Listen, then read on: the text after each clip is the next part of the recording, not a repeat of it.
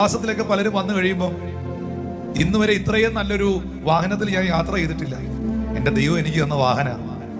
ഇന്ന് വരെ ഇത്രയും നല്ലൊരു പദവിയിൽ എനിക്ക് നിൽക്കാൻ, പ്ലാറ്റ്ഫോമിൽ നിൽക്കാൻ, ശുശ്രൂഷിക്കാൻ പറ്റിയിട്ടില്ല. ഒരു ഉപവാസ പ്രാർത്ഥനയ്ക്ക് പ്രസംഗിക്കാൻ ഞാൻ കൊതിച്ചിട്ടുണ്ട്.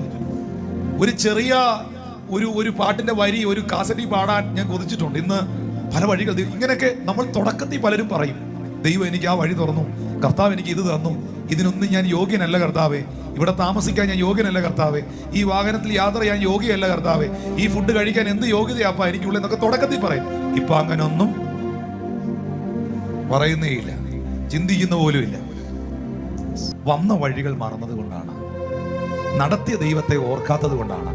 നിങ്ങൾ ആരായിരുന്നെന്നും ദൈവം നിങ്ങളെ ആരാക്കിയെന്നും, നിങ്ങൾ എന്തായിരുന്നെന്നും ദൈവം നിങ്ങളെ എന്താക്കിയെന്നും ഒരിക്കലും മറക്കരുത്. എന്നെ തിരഞ്ഞെടുപ്പാൻ, എന്നെ മാനിക്കാൻ എന്നിൽ എന്ത് കണ്ടു നീ യേശുവേ?